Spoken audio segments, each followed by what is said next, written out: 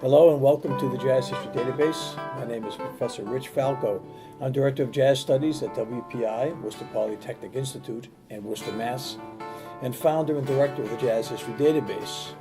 Today is January 22, 2019, and our guest is guitarist and ethnomusicologist Carlos Odria. Dr. Odria was born in Peru and studied classical guitar as well as Latin American folk styles with the legendary Pepe Torres. He continued his studies at Florida State University, where he earned his doctorate in ethnomusicology, and later he studied with the famed jazz guitarist Richie Zellon, who's also a native of Peru. So today, Dr. Odria serves on the music faculties of several colleges in New England, including WPI, I'm very pleased to say. We're very happy to have him here. Please help me welcome to the Jazz History Database, Dr. Carlos Odria. Thank you. So it's really a joy to have you. We've talked about this for some time. So let's start by just asking you, you were born in Lima? I was born in Lima, Peru. My father and my mother were born in Lima, but my grandparents were born in different parts of the country. I see, yeah. Yeah. And what year were you born, if you don't mind my asking? 1975. Okay, 1975. So that puts a new spin on where I might take some of my questions. So Lima obviously is a huge city. It's probably the second or third largest if we think of Mexico City or Sao Paulo. You know, it's really quite a large city. Are there little ethnic pockets or little areas that are we might consider that have different cultural richness, maybe that's unique to them? Yes, it is for like sure. that. Yes. So the thing with Lima is that it was the capital of the viceroyalty when Peru was a colony, Spanish colony. So the city was founded by the Spaniards long time ago, and most of the Europeans built their houses in what now is known as downtown Lima, right? And around that area, successive waves of migrants from the Andes established themselves in the periphery around the city. So Lima has been growing that way. I see. Different circles around the historical center. And as you move out of that center, you encounter more poverty, unfortunately. So the center of Lima, downtown area, and what they call the metropolitan area, which is a modern city, is fairly wealthy. You know, people middle class and live in that area. But in the periphery, there is much more poverty, and there is a lot of activity in terms of culture, but there is there's more poverty in that area. Yeah, I see. Yeah. Some of the architecture is obviously very Spanish influenced. You know, some of the old architecture looks quite beautiful, but also it's obvious that there's a lot of African roots in there too, and I'd like to explore some of that with you as well as the Andean roots. Needless to say, so let's talk a little bit about how you first got started in music.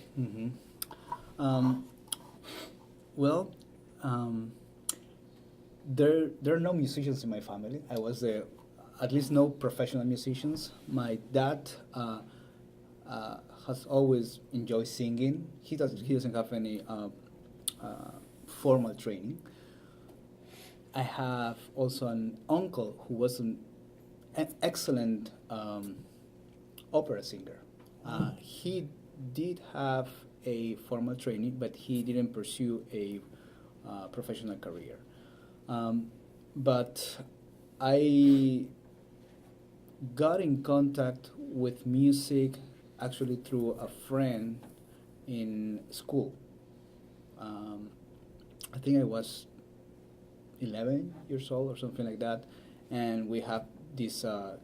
We were staying at a friend's house at night. We had like a, sleeping over, and a guy, one of my friends, brought a guitar, and he started playing the guitar, and there was something about the sound of the instrument and the actual playing of the instrument that was, for me, a groundbreaking experience. Yeah. And my first thought was, if this guy can do that, I also can do it, right? Yeah. So next day I told my dad I want to learn the guitar, and he was very skeptic. He said, "Are you sure?" And I said, "Yes." I was. It's actually one of the first experience in my life in which I became obsessed. I wanted to do it, and so I asked for a guitar for my birthday, and my dad gave me the guitar when I was 12, and one uncle paid for the 3 first months of guitar lessons with Pepe Torres. Oh, wow. So because he happened to have his office in the same building where Pepe Torres had his guitar academy. I see. So he knew him, and that's the way I start with the lessons and getting to know more about the instrument. So he was actually, when I think of Torres, I would think that he was doing advanced students, but also beginning Yes. students. So the thing with Pepe Torres is he's right now the most important guitar player in Peru within traditional folk music, which really embraces a lot of different genres in Peru. Yeah. But he has been very professional throughout his career. He himself studied traditional music, but also he went to the conservatory, and then he got a degree in business. So he managed his career very methodically and established a now very well-known academy in which he formed from beginner to very advanced players. Yeah. In fact, if you see a list of guitar players who have become very famous in Peru and outside Peru, they were trained by Pepe Torres. And I went to his academy for 3 years. It's interesting to see a cultural base, or a lot of times we think of there being like a gravitational pull from various institutions, and Peru being a very Catholic country. Mm-hmm. I'm wondering what the church traditions are like relative to music. What type of music is sung in churches? Is it more folk related? Is it more European based? What have you found to be the case there? And is that a breeding ground maybe for young musicians? Right. Well, in my particular case, as you said, Peru is a very Catholic country, and I was raised Catholic. But in my particular case, we didn't have a very active church-going life. We didn't go much to church. So the times we attended mass, there was music, there was a lot of singing involved. I really can't recall any strong experience out of that in terms of the music. Mm-hmm. One thing that always that I actually discovered when I moved to the U.S. is that there were songs sung in church which were based on songs by Woody Guthrie. Yes. But I knew the lyrics in Spanish, and I always thought that someone in Peru created those songs. But then when I came to the U.S. and listened to one of his songs, which I can't remember exactly the name, I knew that he was the composer. Yeah. So I think a lot of people in Peru in church, they take famous international popular music and adapt the lyrics to the message. Sure. Yeah. But I never was part of a choir or musical activity in church, although there is a lot of that going on. Mm-hmm. Mm-hmm. Yeah, I ask because the European tradition and here in the States is very big with choir tradition, of course, but also organ is such a big thing. In fact, here in New England, we have some absolutely outstanding organs. Mm-hmm. In the city of Worcester proper, musicians come from all over the world to perform here on some of these magnificent instruments that we have. So that's why I was asking. I know some countries tend more toward folk music and might even have a folk ensemble performing sacred music in the churches. And I was just wondering how that played out. Of course. Yeah. There's a lot of borrowing from traditional music. In fact, 3 or 4 years ago, my family organized a mass to commemorate the life of my grandfather, and they offer a mass service, and all the music was based on traditional music. I see, yeah. Afro-Peruvian music and Andean music, because he loved that kind of music. So my aunts hire a group which plays this kind of music, and they created an entire service with that music. So that's an example of definitely an influence of traditional arts into the church. Yeah. It's definitely there. Yeah. Yeah. That's wonderful, actually. I like that very much.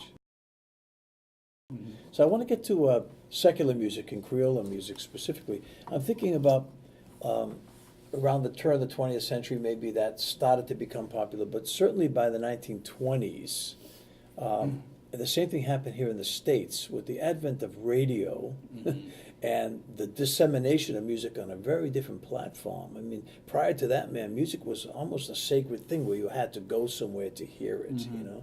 And if you think about again, our church as being a cultural center, people would oftentimes look forward to going to a church service where there would be maybe several hours of music integrated into a service. Right. And the same thing if you went to a nightclub for dancing or what have you, or a concert hall, of course. But in the case of radio, that was a quick way to disseminate the new language of jazz, and I would imagine that was the case also, not for jazz necessarily, because I don't think jazz really got into Peru maybe until the 50s, you know. But prior to that, in the 20s, was Creole something that would be heard often on the radio, or maybe you can explain a little bit about that, yes. please. Yeah, it's a big topic. What people call in Peru música criolla. It's a mixture of, I will say, Spanish music from Spain, flamenco music, and also the strong influence of the Afro-Peruvian population. And it's really, it's music, but it's also, some people say, a way of living. Being criollo means having certain values, certain ways of relating to other people, and the music, it's really at least in the coast of Peru, all the coast that goes to the Pacific Ocean, right? Yeah. It's a very important cultural value, the music. It's everywhere. Parties, celebrations, National Independence Day, you know, there's always música criolla being performed or listened to. So it's something that I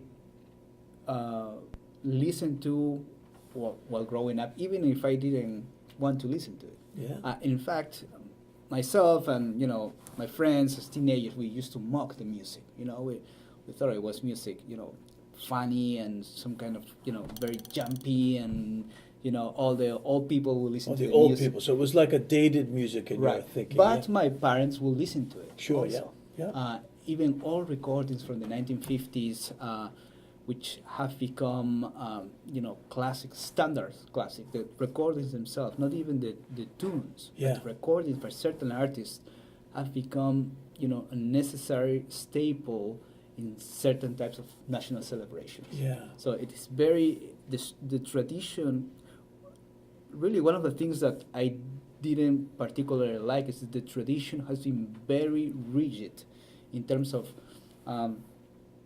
duplicating those recordings. You have to sound like Sambo Cabero or Oscar Avilés, the great guitar player. You have to sound like these guys in order to really be a criollo musician. But the sound is really more than music. It's part of the national culture. It's very important. So I listened to a lot of música criolla growing up, and later on, actually, when doing my grad work as an ethnomusicology, I went back to listen to the music, to those recordings, and I started to really getting a grasp of the value of the music with different eyes, right? And start to see the connections with different music from other parts of the world and the tradition itself a lineage of music in Peru, and certainly was a rediscovery of some of my roots because that music shaped my ears. Yeah, You know, sure. even if I didn't want to, because it was being played all the Yeah. time. Yeah. Yeah. So, does it fall that certain classes of people, let's say, who are more wealthy or less wealthy, or whomever, is there any kind of delineation there? Right. And amazingly, in Peru has been a country with very, I will say, rigid social hierarchies in terms of socioeconomic power, but música criolla appeals to everyone. Yeah. It's not Yeah. selective in that way. Everyone from the workers and the elites of the country, they listen to that music. Yeah. In the same artists, the same recordings. Now, in contemporary música criolla, there is a lot of emphasis or a lot of new fusions actually with jazz. And those new fusions, by the majority of the people that I know, is seen as more elitist, the fusion with jazz. So it doesn't appeal to a large amount of people, which they rather prefer the classics, those old recordings from the 60s, the 70s, the more traditional sound of música criolla. Yeah, and there seem to be some parallels, at least, with the jazz community in the United States. In that same time period, we could see sort of a parallel development, but as we think about some of the way jazz language started to blossom and become much more sophisticated over time, my parents would have been listening to the dance band music of the 1940s and 50s and so forth. Around the early 50s, the dance bands started really fading out. There wasn't much opportunity after World War II to have those be self-sustaining financially. They were just too large, the ensembles. So the music became much more intimate and much smaller ensembles, and then we see bebop coming in and so forth. And at that time, it became very much an underground music. You know? And there was a lifestyle that was associated with that. The right dress, you had to look a certain way. You would maybe grow a little goatee or have a beret that you would wear, sunglasses maybe, in imitation of the people who were actually performing and making this music, creating this music, Charlie Parker, Dizzy Gillespie especially, Thelonious Monk and so forth. You know? And so you had to look that style. And it was very much associated with this sort of super hip underground, you know, where there still was a commercial overlay, and a lot of musicians performed not such pure jazz, but more like an offshoot of that, which was much more commercially viable, and certainly was part of the masses. There's really no way to extract jazz from American culture, as you know, whether we're looking at rock music, which came directly from that, or what have you, you know. But as the music developed, we started finding, especially with people associated with Miles Davis and Miles himself, the whole music went into fusion for quite a period of time. And many of those musicians, of course, created their own ensembles after their association with Miles, and it brought another whole audience there. Is anything like a mixture of other types of music coming into play here in Creole music? Or? Yes. I will say that there, in comparison to the history of jazz in America, there has been much less transformation in the genre, much less experimentation. From the recordings that I listen to and the music that I've been in contact with when I grew up in Peru, the same kind of sound and arrangements which involve the basic format involve one or two nylon string classical guitars and a cajon, the box. Cajon, sure. That's the basic unit of música criolla, and still being the most important one, right?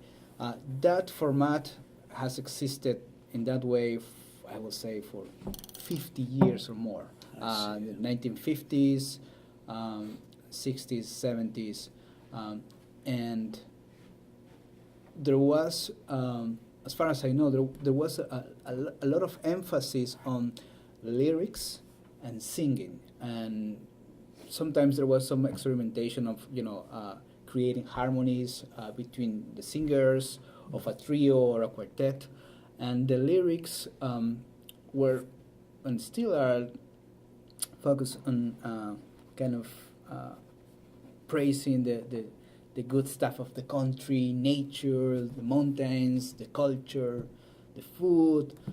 So it's very nationalistic in that sense. Yeah, I see. Right.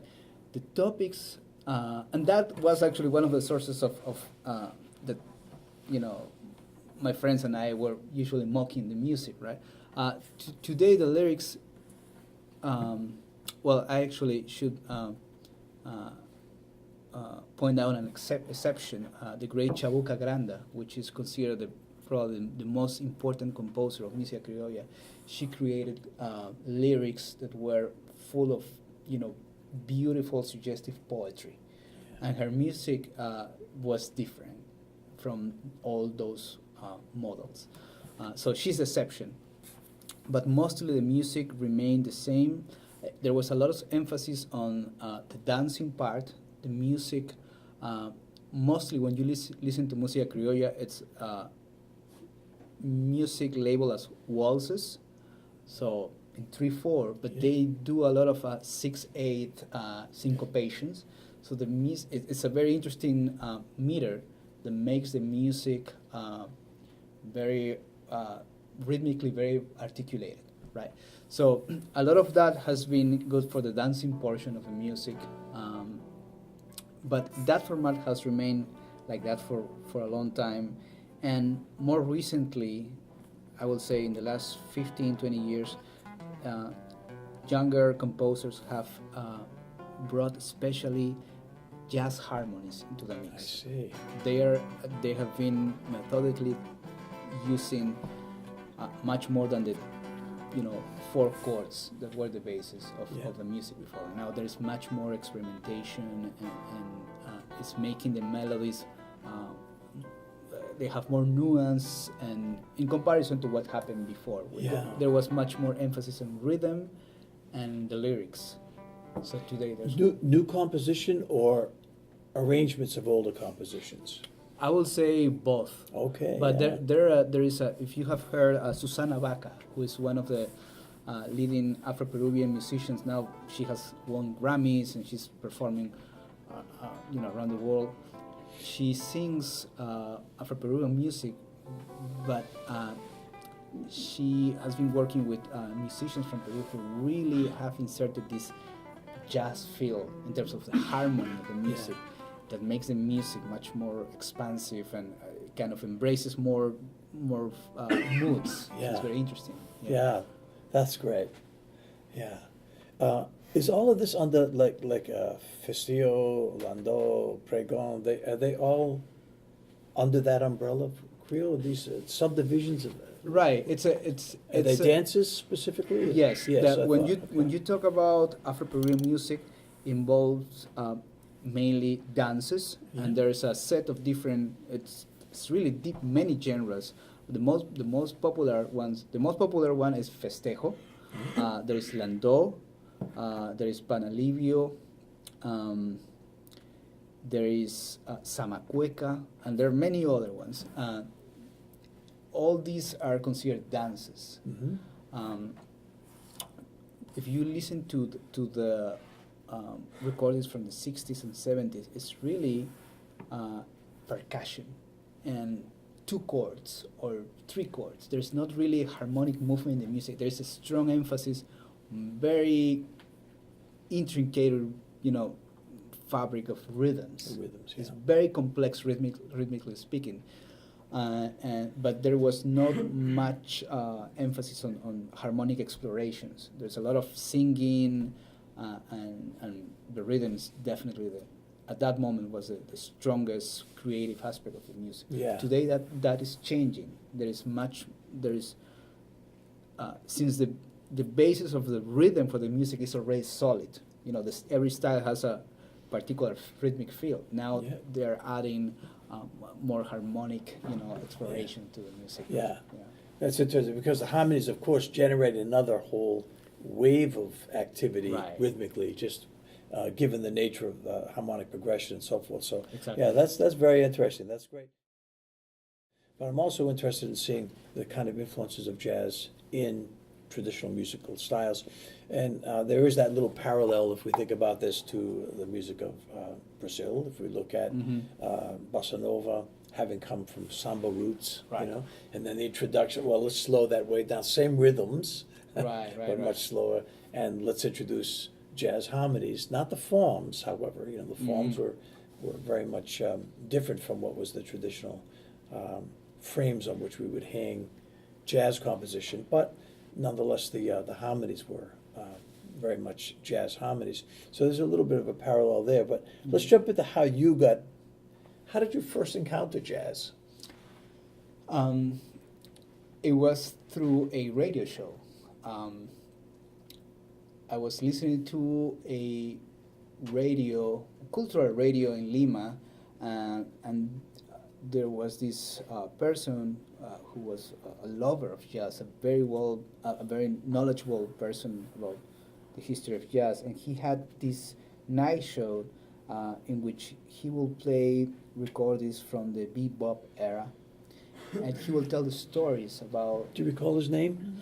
His last name is Durand, Okay. but I can't remember his first name. Mm-hmm. I think he is a visual artist, but one of his passions is jazz. Jazz. So he had this show in which he will play a recording by Charlie Parker, and then he will tell the story about how that recorded happened, and he will tell things about the life of Charlie Parker or the moment in which he recorded that particular take.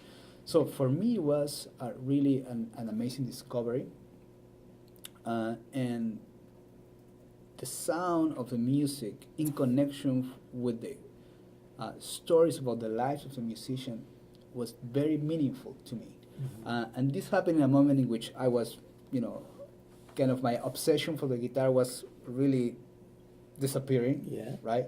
I had become fairly good at classical music, although not really, a advanced player, but I had acquired good knowledge of the instrument, but I was losing, the passion. When I hear those sounds, it really was a huge discovery for me, and especially the aspect of improvisation. That really made it different for me. Yeah. I learned that you could really make new music and feel, an aspect of transcendence through playing music. Mm-hmm. That for me was amazing. Of course I didn't know anything about how jazz is created. I remember that my guitar instructor Pepe Torres mentioned once, when you become more advanced on the classical technique, we're going to introduce you to jazz harmonies. And I said, oh, okay, that sounds good, but I didn't know what was that, so I really didn't have any. I had already quit his academy at that point, and I entered a period of exploration, trying to discern what was going on with that music in the radio, and basically what I did was just to improvise music very freely. Once I got together, but I mean very very freely at the first stages, right? Yeah. And I got together especially with one friend who was an excellent pianist, very spontaneous player, and we started making music and just exploring the idea of improvising music. And at the same time, I was listening to some jazz recordings, and that was my first contact, especially that aspect of improvisation and the sense of freedom that I felt with my body. while listening to music, which Yeah. really caught my attention. Yeah, Yeah. yeah, that's wonderful. And this would be, how old were you approximately at this time? I was maybe 17, Mhm. something like that, 17. Yeah. So we talked a little bit about Peru Jazz, and that ensemble was very popular. I think it Mhm. started in the 80s maybe, or something like that, Right. but it was around. Did you have an opportunity to see live jazz? Yes. I heard Peru Jazz a few times live, and also they will appear in every TV show. They were the only, not the only one, but the most popular group playing jazz. And what they will do is fuse uh, popular rhythms, traditional rhythms, with improvisation. See. As far as I know, I never heard them playing straight jazz or swing. Although I know that at least the saxophone player, Jean-Pierre Magnet, he had a big band. He has a big band right now. I So see. they play more kind of swing and that kind of jazz. But Peru jazz will fuse traditional music Yeah. with jazz harmonies. And instruments as well, like cajon, Uh, the chiada. The drummer will use some Afro-Peruvian instruments, but Yeah. they will use saxophone and electric bass, piano, and in terms of percussion, they will experiment with other instruments. Yeah. Yeah. Mhm. So, and in terms of the melodic and stylistic things, not only for them but in general, I'm kind of curious about melodic activity. When we think here in the States, I would imagine a lot of us have a sense of Peruvian music as being maybe panpipes, pentatonic, things like that. Maybe I was thinking about what else do I have here for some melodic things I want to ask you about. Like ocarina, maybe also pentatonic. And then the for harmonies we're talking charango, Mhm. or for rhythmic activity, maybe cajon or Right. chiata. So Mhm. there's certain things that we think of that we associate with traditional music, and I'm wondering how much of that and the rhythms that were involved there, not necessarily the instruments, but the rhythms that would be traditional that were brought into ensembles who were playing jazz, other than just Peru jazz. Right.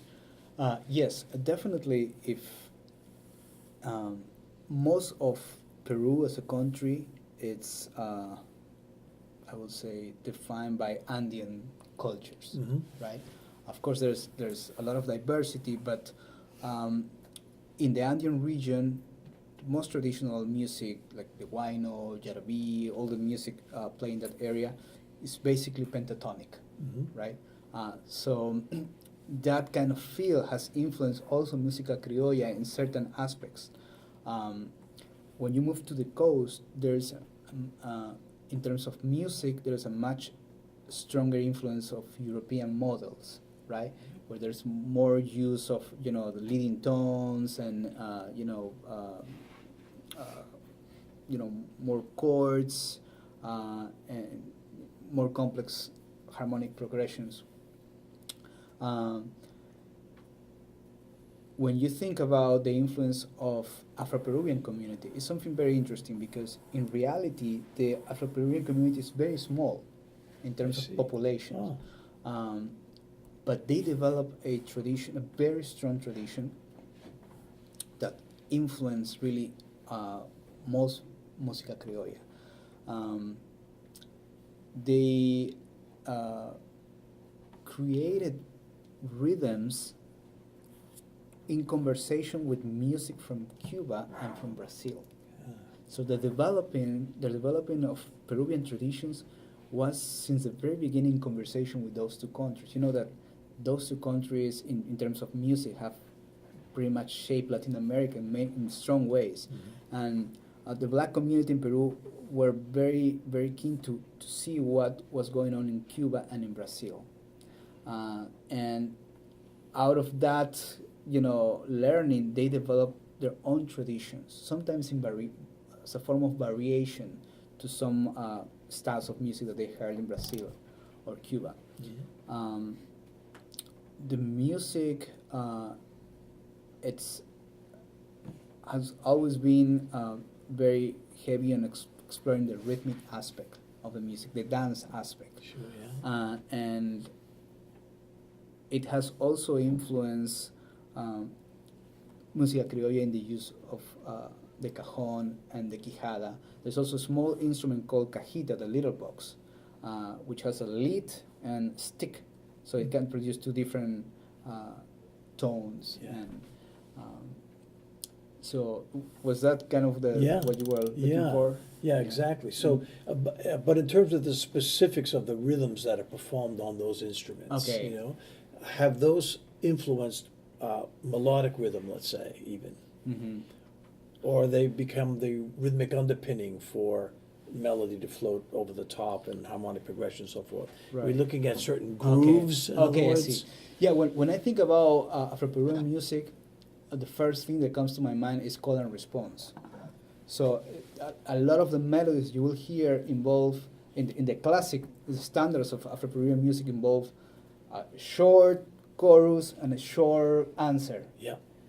Very catchy phrases, sometimes funny phrases, and they will repeat that to create a nice interplay. Yeah. So, just focusing on the traditional recordings, there's not a lot of melodic development in the I music, see, yeah. as opposed to what happened in Música Criolla and the waltzes, which involve much more elaboration in terms And the of... same with jazz language that's being explored. There's more melodic invention there. in the jazz. Yeah.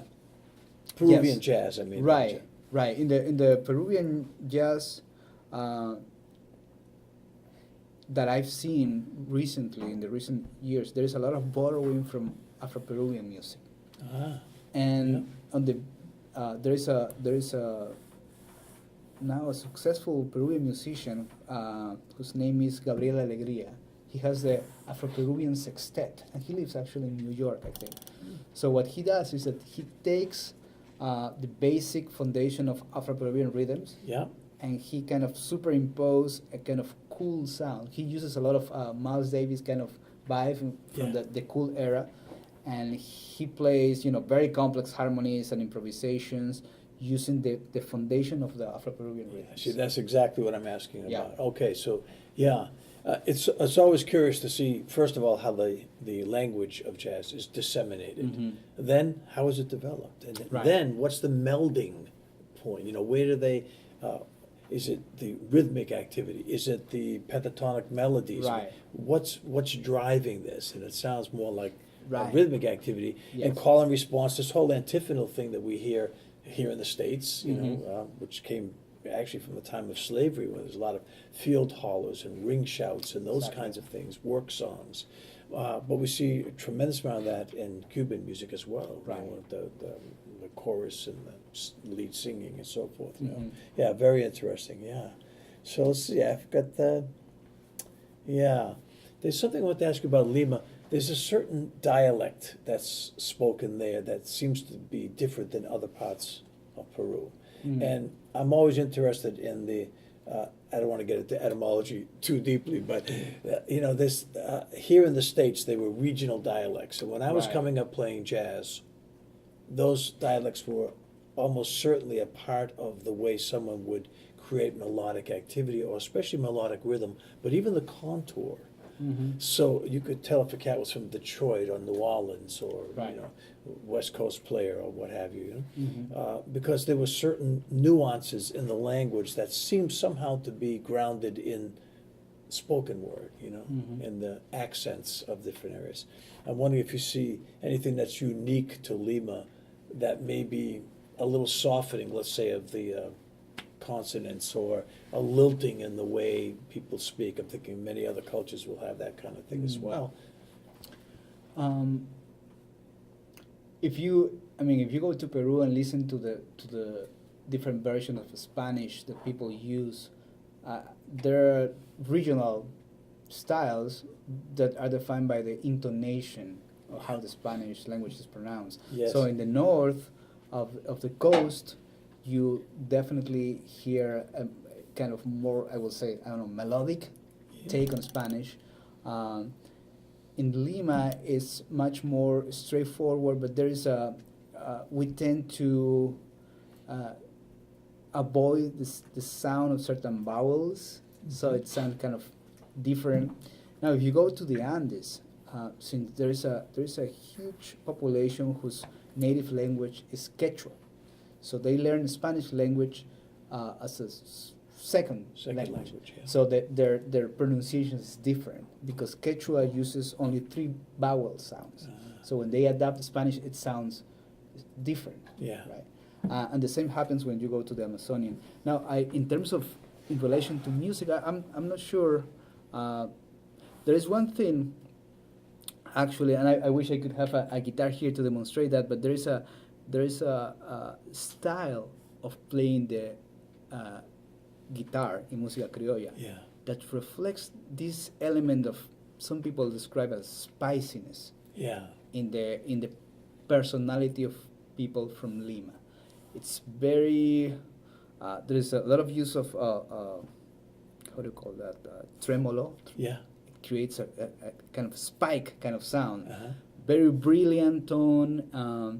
The figures that the first guitar and the lead guitar plays, it's very flamboyant sometimes and create very staccato sounds. Yeah. Right? And that's actually a very interesting aspect of being criollo. And how to play the criollo guitar means that you know how to deploy those embellishments, pretty much similar to what like Irish musicians do when they use their embellishments. Yes, yes. There are certain embellishments that you don't learn in the academy. You just see other people playing, or you listen to the recording. And those kind of things relate to the spiciness of criollo music. Yeah. And I think that might be related to the way people not only speak, but behave in Lima. Yeah. Yeah. I think that, I always found that to be a tremendously fascinating area of study. And of course, we could spend our lives just studying that alone, but it is a point of interest for me as I see jazz, moving from the United States, and the language is disseminated so much internationally, but each country seems to have a slightly different nuanced language base for jazz. And is it rhythmic? Is it melodic contour? All those elements are very much of interest to me. So I'm sure this has all been funneled into your jazz guitar playing, in some way. And so we'll keep our eye out for some Peruvian musicians who maybe we need to be looking for right now and see where they're taking the language of jazz. It's so much more now an international language, and it's exciting to watch. And it's not necessarily blatant mixtures, It's not taking a sitar and putting it in, but it's all of the nuance of the languages of different countries, that I find fascinating. Yeah. It's been a joy having you here. I want to thank you very much for sharing as much as you have. So thank you so much. Thank you, guys.